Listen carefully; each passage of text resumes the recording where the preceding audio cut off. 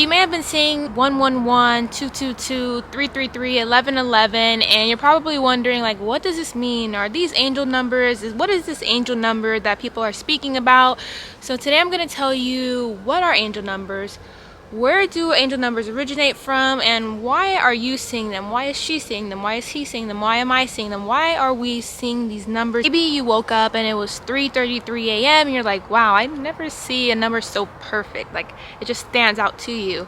Or maybe you're walking and you see a sign that says 111, or maybe you're making a wish when it's 1111. And this whole time in your whole life, you've always been making a wish when it's 1111, but you just don't know why or where that has come from. I'm going to talk to you about angel numbers just so that you know not all angel numbers have to be repeated numbers, but those are the most common that stick out to most humans. Seeing angel numbers basically means that you are raising your vibration right now. Whether you're doing it consciously or subconsciously, your vibration, your state is going to a higher level that is allowing you to receive and notice messages that you weren't able to receive at a lower level. Maybe you're going through some sort of life change or an awakening, or you're becoming aware of things in your life that you have never become aware of. Maybe you're reaching limits that you haven't taken yet before in the past. Once you're able to finally go and see at this higher vibration and be at this space where you're open to receiving, or you're just open naturally to receiving, whether you know it or not, you're going to get them. This is a time in your life for change. A lot of times, a lot of people do believe that this is a sign of a spiritual awakening. In my opinion, I do believe spiritual awakening, but I also see everyone as spiritual. Like, we're these spirits living in a body, and now we're waking up. So I think every day is just an awakening. But if you're starting to notice things that you haven't noticed, this particularly means that you're going through a process that you're transcending, and you're becoming more enlightened to wisdom that you haven't ever known before. So who are these messages even coming from? These messages are from God. These messages are from the universe. And when you're at this heightened state and you're open and sensitive and aware, it allows angels, spirit guides, ancestors, lost loved ones, the universe, God, Buddha, whoever you believe in and pray to, whatever form and shape you think they take, that is the one that's bringing you this message. That is the one that's bringing you the messages that you're seeing in the form of numbers. Because if you think about it, you're not really going, let's say you're a Christian and you believe in the biblical God.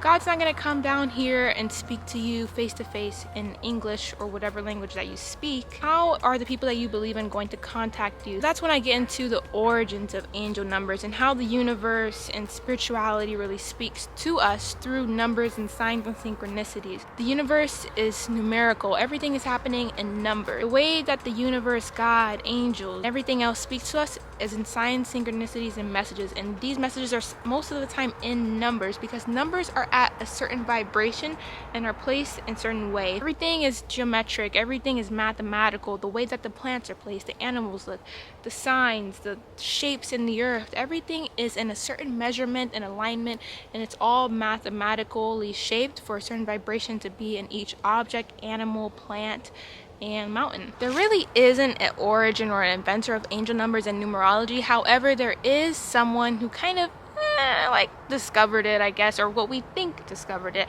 And so that would be a guy named Pythagoras, and he was studying music, shapes, philosophy through mathematics to realize, okay, how is all of this put together so magically? What is the actual formula that makes everything work perfectly but looks so imperfect and not on purpose, but it really is? And so that is through numbers. And so the formula that he found is this. I'm going to read it. The realization was, when a series of odd numbers are added together, you will always receive a square number. So this discovery led Pythagoreans, which are the followers of Pythagoras, to conclude that all is number, meaning everything is numbers. And so meaning when things look odd, you put them together and they become even, they become a whole. I'll read it directly, not just my interpretation, but it says, all is number essentially means that everything in the universe can be reduced to the numerical value. It discovers like this that it is eventually led to the realization of the Fibonacci sequence. I'll show Fibonacci sequence here. And I'll learn more about that. Maybe in a few months I'll make a video about that once I actually have a actual understanding of the Fibonacci sequence. I have a small understanding of it, but not enough for me to be here teaching it, you know. Pythagoras, having a background he did, then came up with numerology. His followers began describing the number in non-numerical value as well. as time went on, as he started to sort of see the math in everything, see the evenness and the oddness in everything and how they coexist together, he basically came up with energy forms, starting to see how every number within a plant, within an animal, within math has a sort of energy attached to it. Odd numbers are seen as masculine, even numbers are seen as feminine. The number 1 is creative. 2 represents duality, and it's also feminine. What he basically discovered in a way that makes it simpler for me to understand is that, okay, each number is at a vibration, which also kind of helps me remember the Hawkins scale of vibration, talking about if we actually raise our vibration and keep going up and up, we enter a state of peace, we enter a state of enlightenment and love, and that leads to a better life. And so we are all at these pathways, all at these certain vibrations. So the earth is in basically grids, all at a certain vibration, and you're only going to reach other vibrations that match your vibration. So whatever vibration you're giving out, you're going to get back. So you're giving what you're getting, and it's all coming back like that. And so you might have purposely or not purposely raised your vibration, or it just woke up with a vibration that was just more raised, and you're able to receive these other numbers and messages that match that vibration that you're at. And that's why your angels and your guides are able to finally communicate with you and tell you, do this, do that, don't do this, go there, go this way, you know. So he discovered the foundation of the mathematical side to it, and then there's also a very spiritual, vibrational, creative side to it. And so, for example, he said 1 means creative, or 111 is like the start to a new things. You're manifesting, you're creating, your thoughts are creating your reality. And so numerology is going to teach you how to dive deep into, what do all these numbers mean? Why are they coming to me? Not just when you see the number, but maybe even one item, 2 items, 1 animal.